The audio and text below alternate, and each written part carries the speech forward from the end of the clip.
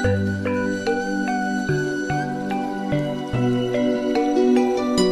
di akhir pekan ini Baraya kita akan berbincang dengan Pak Haji Sudi Hartono, Sarjana Hukum. Beliau adalah tokoh Pantura, pernah menjadi kepala desa di Pamanukan, dan kemudian sekarang menjadi tokoh utama di pergerakan pemekaran Subang Utara atau apapun namanya. Nah, beliau malang melintang, tentu saja kita akan coba kupas ini lebih tuntas lagi. Saksikan. Ya. Assalamualaikum warahmatullahi wabarakatuh. Wilujeng enjing sampurasun kan? Ya. Baraya nyemah. Siang ini saya berkesempatan nyemah ke kediaman Pak Haji Sudi Hartono, Sarjana Hukum. Beliau adalah kepala desa Pamanukan pada tahun 2007 sampai 2018. 2007 sampai 2018, hampir 11 tahun. 12 tahun. Oh iya, 11 tahun. Kemudian dan setelah itu beliau tidak maju lagi, tidak mencalon karena yang dicalonkan istrinya. Karena beliau kemudian ingin berkhidmat ke wilayah yang lebih besar. Beliau sempat maju di dapil daerah pemilihan 5 ini untuk berlaga di pemilu legislatif. Tentu jabatan kepala desanya ditinggalkan. Kang Haji, apa kabar? Alhamdulillah baik. Baik ya. Iya, menuju sawah masih tetap jalan ya? Sawah jalan. Jalan sawah.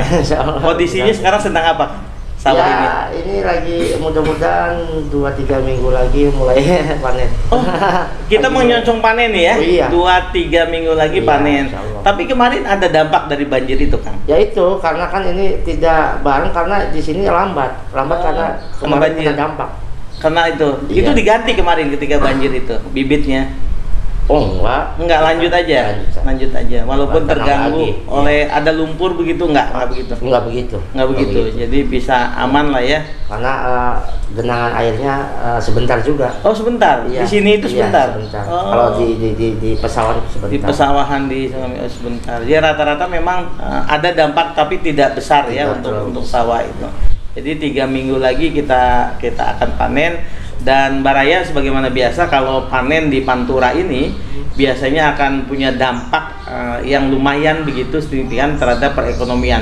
Jadi panen, lalu kemudian toko emas laku, lalu kemudian pedagang-pedagang lain juga laku, dan itulah kemudian Pantura atau Pamanukan dikenal sebagai daerah metro dolarnya Subang begitu ya, Kang Haji ya. Oke, Kang Haji, ini ngobrol-ngobrol soal Pantura. Sampai mana, Kang? Sekarang Akang kan sibuk di forum P2S, Forum Pemekaran Pantura Subang. Forum Pemekaran Pantura Subang. Sekarang sudah sampai tahap apa, Kang? Sekarang lagi pengumpulan musdes. Yang perlu musdes. Alhamdulillah mudah-mudahan di minggu ini sudah kelar semua. Hasil-hasil dari musyawarah desa itu. Sebenarnya kalau di lapangan sudah hampir semua sudah dilakukan. Musdesnya sudah. Karena kan perlu penandatanganan. Oke, yang diperlukan berita acara ya? Berita acara. Berapa desa itu, Kang? Targetnya? Targetnya dari 14 kecamatan itu sekitar 112 desa, dan itu berita acaranya kita akan kumpulkan. Betul. Oke, yang mengumpulkan siapa itu nanti? Nanti mengumpulkan itu dari dinas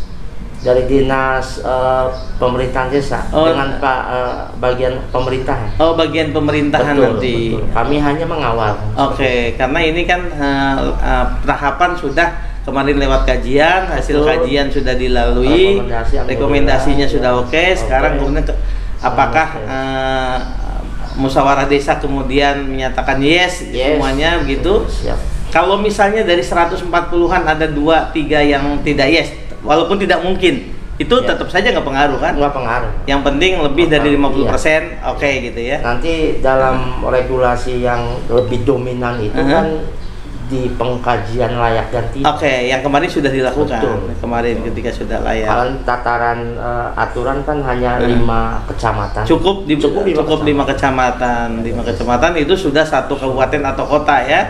Oke, nah Kang, kalau sudah tahapan kajian sudah dilalui, kemudian nanti musyawarah desa tinggal di kolektif gitu dikumpulkan, lalu kemudian masuk ke persetujuan DPRD. Persetujuan DPRD kabupaten dengan Pak Bupati. Iya. Nanti memohon Pak Bupati kepada DPR untuk disetujui.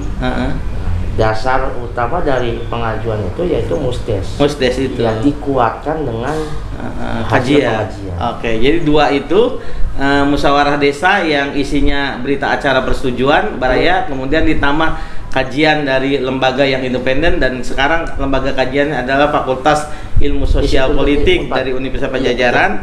Nah, kemudian dua hasil itu menjadi dasar bagi Pak Bupati untuk berkirim surat kepada DPRD, lalu kemudian ada persetujuan dari DPRD. Dari DPRD dibentuk pansus atau pansus seperti itu. Oke, ini forum yang dinakode oleh Kang Sudi ini kan sudah melampaui ya, karena dulu kan ada forum-forum sebelumnya, ada almarhum Pak Haji Heri, ada Pak Ahmi Mubarok, ada kemudian Pak Bambang Herdardi, ada Pak Koko Abdul Qadir, ada Pak Haji Hermansyah juga. Haji Hermansyah. Dan kenapa saya sebut berulang-ulang nama-nama ini, karena bagaimanapun kita tidak boleh melupakan sejarah, bahwa mereka-mereka lah yang selalu terlibat untuk berikhtiar pemekaran di Subang Utara ini. Nah, optimis ya Kang ya? Insya Allah optimis. Dan bagaimana antusiasnya kalau datang ke desa-desa Kang, ke daerah-daerah? Bisa digambarkan nggak? Jadi gambaran ini? Karena tadi Pak Dokter sampaikan, karena bahwa persoalan pemekaran ini sudah lama bergulir, isu-isu masyarakat segala, wacana dan segala macam, sehingga manakala kita turun ke desa itu mereka sudah pada paham serta tahu banyak juga yang sudah mengerti tentang keuntungan dan kerugian manakala dimekarkan. Jadi alhamdulillah respon daripada masyarakat di bawah tataran desa itu alhamdulillah semua merespon baik, ya sampai istilahnya hayulah buru kan gitu kan, jangan terlalu lama lah gitu kan. Jadi menunggu. Seperti itu. Baraya, ikhtiar boleh dilakukan oleh banyak teman, banyak kelompok, tetapi momentumnya adalah ketika di masa forum ini dinakode oleh Pak Kang Haji Sudi, kita mendapatkan momentum karena bagaimanapun kita mencatat janji-janji politik juga. Betul, ya. Ini lewat YouTube ini saya ingatkan juga ketika di Pusaka Negara dulu di Kebun Danas itu ada kampanye politik, dan Pak UU pada saat itu wakil gubernur deklarasi lalu menyatakan akan mendukung pemekaran. Jadi saya ingatkan ini janjinya. Lalu Pak Bupati juga Pak Haji Ruhimat sudah tegas-tegas ya. Bahkan beliau sudah membiayai untuk pengkajian. Jadi kalau dukungan politik dari gubernur dan kemudian dari bupati sudah ada, lalu proses dari bawah juga sedang berlangsung, saya pikir ya tinggal saatnya saja, ya Kang. Amin. Sebetulnya untuk siapa sih pemekaran ini, Kang? Sebenarnya kalau kita bicara, karena kalau untuk kita kan sudah tua ini ya. Nah, untuk siapa itu pemekaran itu Kang? Untuk masyarakat Subang Utara khususnya, dan juga Subang Induk. Sunda Induknya. Akan mempengaruhi semua. Jadi dua-duanya akan kuat. Dua-duanya akan kuat, insya Allah. Dengan luas wilayah yang strategis, dengan jumlah penduduk yang strategis, sehingga barangkali perjalanan dalam rangka meningkatkan kesejahteraan baik itu nanti di Subang Utara ataupun Subang Induk itu akan dua-duanya akan maju. Akan balance. Makanya nama konsepnya bukan pemecahan tapi pemekaran. Pemekaran itu sesuai dari kata bahasa Indonesia, dua-duanya harus tumbuh mekar. Seperti itu. Jadi kalau pemekaran kemudian meninggalkan yang induk menjadi kecil, itu bukan pemekaran. Itu yang mesti kira-kira dipahami. Tapi Kang, sekalipun niat baik, masyarakat juga sudah banyak yang menunggu-nunggu, kan ada saja satu dua yang tidak setuju gitu ya. Nah, untuk teman-teman yang masih belum bersetuju, kita bukan menolak ya, belum bersetuju, itu apa kira-kira yang harus kita diskusikan gitu kan? Saya kalau dilihat dari perjalanan saya, banyak beberapa ya artinya orang ataupun golongan yang ada yang sedikit menolak ataupun tidak setuju, kami terus komunikasi. Sebenarnya kalau kita gali itu banyak ketidaktahuan ketidaktahuan dampak positif daripada pemekaran. Satu itu. Yang kedua, terkadang dia hanya melihat kasat mata lah. Kasat mata seperti itu. Oh, sekarang moratorium masih diberlakukan, udah terus berpandangan sedikit juga kepada pandangan hal-hal yang prinsip pribadi gitu kan. Oh, Haji Sudi maju mau jadi bupati segala macam, mau jadi menilainya seperti itu. Sehingga terjadi dorongan-dorongan yang kurang sepaham karena dia menilai ada kontek-kontek yang diperjuangkan untuk kepentingan golongan atau pribadi. Seperti itu. Jadi lebih karena kurang dialog saja dialog saja. Ketika kita mendiskusikan, kita ngobrol, rata-rata paham bahwa penting pemekaran ini. Baraya, terutama bagi kaum muda yang penikmat kanal Otong Rosadi ini, saya ingin sedikit saja gambarkan bahwa yang dimaksud dengan pemekaran itu ada daerah induk, dan kita daerah induknya tentu Subang. Nah, Subang yang sangat sudah besar ini, 30 kecamatan ini dengan jumlah penduduk yang sudah hampir berapa? 35 jutaan? Enggak, sekarang tuh 1.700.000. 1,7 juta. Nah, bayangkan, itu tadi jumlah penduduk Sumatera Barat yang saya sebutkan 1,7 juta. Anda Baraya akan saya bayangkan saja, bandingkan dengan satu kabupaten kota di Sumatera Barat, itu ada kota, saya sebut saja Sawalunto, kemudian Solok, itu jumlahnya tidak sampai 70.000 satu pemerintahan itu, sementara kita sudah 1,7. Saya ingin membandingkan saja ya. Kemudian yang kedua, ada di sana itu yang cuma, mohon maaf, kota Sawalunto itu hanya 2-3 kecamatan saja. Dan itu masih mungkin karena di zaman Orde Baru dulu. Nah, jadi tidak harus 5. Nah, sekarang wajib 5 di pemekaran itu. Kemudian keuntungannya, ketika daerah induk itu dibagi 2 menjadi daerah otonomi baru atau calon daerah otonomi baru. Nah, ketika daerah induk mendapat misalnya 1,2 miliar, maka kemungkinan besar si daerah calon otonomi juga mendapat 800 miliaran. Jadi kalau digabung itu menjadi 2 triliun. Kebayang, dulu kita dapatnya cuma 1,3, kemudian bisa jadi ketika 2 itu menjadi lebih dari 2 triliun. Itu logika sederhananya. Nah, jadi sebetulnya memang tidak ada alasan untuk menolak pemekaran ketika kebutuhan untuk pemekaran itu sudah dan syaratnya sudah terpenuhi ya Kang ya. Nah, itu untuk Baraya Muda. Jadi luar biasa, ini keren. Pak Sudi dengan teman-teman, Kang Haji Sudi ini sudah terus bergerak tanpa kenal lelah. Kang, lepas dari Akang sibuk di pemekaran segala macam, kemudian Akang bagaimanapun ini sudah menjadi tokoh. Jadi 11 tahun di desa Pemanukan, desa yang jumlah penduduknya terbanyak, lalu kemudian di politik juga akan aktif ke depan. Melihat Subang kita di era industrialisasi, apalagi industri itu ada di utara. Apa harapan Akang melihat Subang ke depan dan Subang Utara ke depan itu Kang? Di tengah era industrialisasi sekarang ada Patimban segala macam. Kalau dari seluruh aspek tidak dibenahi, baik sistem pemerintahan ataupun yang terpenting karakter masyarakat tentang kekuatan lokal, itu tidak dikuatkan. Saya sebagai masyarakat khawatir juga dengan investasi, karena jangan-jangan investasi pesat, tapi tataran di masyarakat tentang kesejahteraan, pengangguran segala macam, ya, apalagi dampaknya sosial, lingkungan, itu tidak tercatatkan. Saya khawatir seperti itu. Tapi mudah-mudahan kalau ada perbaikan sistem, ya, terus penguatan karakter, ya, masyarakat yang dibawa, ya, insya Allah kita sudah siap, dan alhamdulillah dengan adanya investasi mudah-mudahan bisa meningkatkan kesejahteraan. Itu perlu balance seperti itu.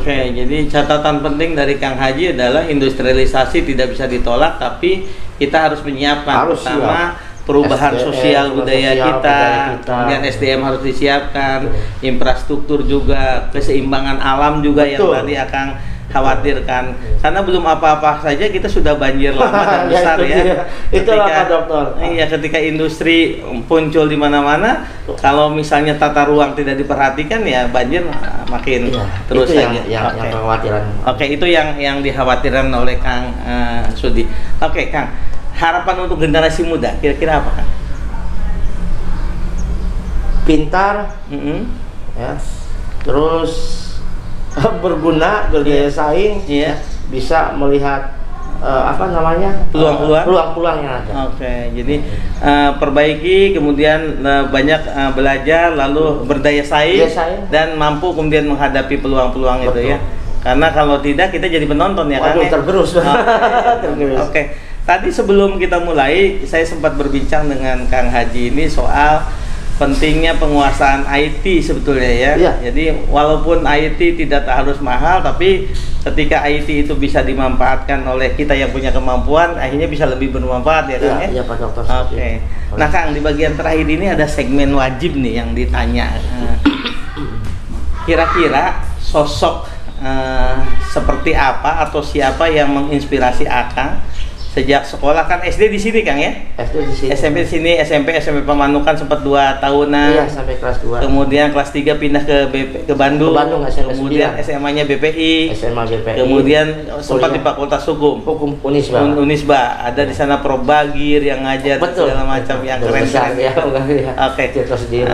Kira-kira siapa sosok yang kemudian membuat Akang menjadi seperti ini kira-kira? Sosok, kalau kita bicara sosok sudah jelas dalam kehidupan orang tua. Iya. Sama ada Pak Haji. Tadi saya ketemu dengan Pak Haji Nurwenda ya, Pak Haji Enda. Sebagai inspirasi dalam kehidupan masyarakat. Tapi kalau lihat proses tentang berkehidupan bermasyarakat, berpolitik segala macam, inspirasi saya sebenarnya lebih cenderung kepada Mang Eep. Justru lebih kepada Mang Eep ya kalau di Subang ini. Beliau adalah pemimpin yang punya karakter. Lepas dari kelemahan sebagai manusia, tentu semua juga tidak ada yang sempurna. Tapi Mang Eep punya karakter dan itu susah dilupakan ya. Susah dilupakan. Apa sih sebenarnya yang menonjol di karakter Mang Eep itu Kang? Bisa melekat gitu di hati warga itu? Sebenarnya mah menurut saya pribadi penilaian saya, itulah sosok Mang Eep itu ya sosok masyarakat Subang yang sebenarnya. Beliau itu sebetulnya contoh prototipe dari Subang yang sesungguhnya ya. Jadi sebetulnya karakter kepemimpinan itu dia sebetulnya karakter yang mencirikan dia dari sana. Saya kenal dari 2006 sebelum jadi kepala desa.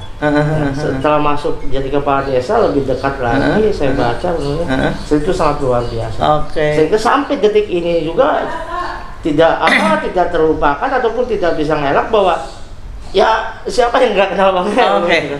Karena karakternya dia membumi ya, membumi. Terakhir saya ketemu di Mang Eep ya di ruko saya kemarin itu karena saya sedang sibuk menerima tamu lain, tapi Mang Eep duduk saja tetap di sudut, sabar menanti, padahal saya yang jadi engah juga. Akhirnya saya sampaikan mohon maaf. Nggak apa-apa Kang, lanjut aja Pak Otong. Tapi daripada di luar daripada tadi itu kan tidak sempurna. Oke, jadi luar biasa. Terima kasih Kang.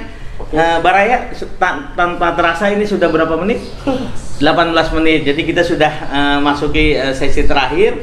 Di bagian sesi terakhir ini tentu Pak Haji Sudi ini beliau adalah dua saja bersaudara dari Pak ayahnya namanya Pak Haji Nurwenda dengan Ibu Haji Nurjainah. Jadi beliau adalah putra asli di Sukamahi ini. Sekarang masuk desa Pemanukan, tapi berbatasan sekali dengan desa Sukareja yang masuk ke Sukasari. Oke, jadi Pak Haji Nurwenda ini tokoh dan itu diantaranya yang membentuk juga Pak Haji. Hatur nuhun Kang, sudah waktunya direpotkan. Untuk Teh Intan juga sukses terus Bu Haji. Tadi saya sempat ketemu dan ternyata saya dengan Teh Intan, yang istrinya Pak Haji itu punya hubungan kerabat walaupun agak jauh. Jadi Mama Epon, Bu Haji Epon dengan ayah saya Haji Soleh atau Haji Oi Congkeng itu ada sedikit hubungan saudara gitu. Nah, tapi ya kita baru ketemu sekarang lagi. Oke, ada 3 catatan penting Baraya pada kesempatannya Mas sekarang. Yang pertama, yang penting sekali yang bisa kita sampaikan kepada anak muda, bahwa anak muda jangan lupa untuk terus mengasah diri, menambah ilmu, lalu kemudian jangan mudah menyerah dan harus menyesuaikan. Istilah beliau itu yang lebih tepat, misalnya mampu melakukan adaptasi serta menangkap peluang. Itu yang pertama itu. Kemudian yang kedua, ciri karakter kepemimpinan yang baik menurut Pak Haji Sudi Silalahi ini, Pak Sudi Hartono ini, mohon maaf ini Pak Haji Sudi Hartono ini, kata beliau, pemimpin yang baik itu pemimpin yang tumbuh dari rakyat, bercirikan karakter masyarakat, dekat dengan rakyat, tapi punya karakter gitu. Itu yang paling penting, dan beliau menyebutkan contoh Mang Eep sebagai salah satu idolanya atau mentornya begitu. Kemudian yang ketiga, soal Subang ke depan, Pak Haji tentu berharap pemekaran ini segera mendapatkan jalannya, mendapatkan bentuknya, tahap demi tahapnya akan dilalui dengan mulus. Tetapi di era industrialisasi ini tetap harus mempertimbangkan ekologis, alam, keadaban, serta sosial budaya. Yang penting adalah SDM kita harus siap. Saya pikir itu Pak Haji ya. Hatur nuhun, ini nyemah yang keren. Di akhir pekan ini saya bisa berkunjung ke tokoh muda Pantura. Hatur nuhun. Assalamualaikum warahmatullahi wabarakatuh dan sampurasun. Nun Kang.